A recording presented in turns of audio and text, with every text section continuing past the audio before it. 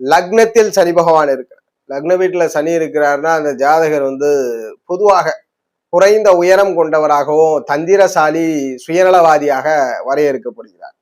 ஆனா ஒரு சில ஜாதகங்கள்ல அப்படியும் இருக்கிறது. சுயநலவாதியாகவும் இருக்கிறாங்க, குள்ளமான நபர்களாகவும் ஜாதகர் இருக்கிறார்கள், தன்னை தற்காத்துக் கொள்ளக்கூடிய சுயநலவாதியாகவும் இருக்கிறாங்க. ஆனா அதே லக்னத்தில் சனி இருக்கிறவங்க எல்லாருமே அப்படி இருக்கிறாங்களான்னா அதுவும் கிடையாது.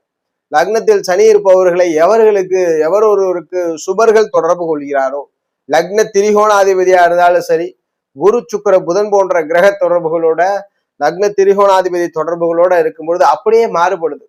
அந்த நபரும் சராசரியான உயரத்தை அடைகிறார், நேர்மையான நபராக இருக்கிறார், கொண்ட கொள்கைக்கு இவரை போல் பிறரால் கூட பாடுபட முடியாது. எடுத்த காரியங்கள் எடுத்த கொள்கைக்காக கடைசி வரைக்கும் போராடக்கூடியவர், நேர்மையான நபர்களாகவும் இருக்கிறார்கள். இதே லக்னத்தில் இருக்கக்கூடிய சனி பகவான்.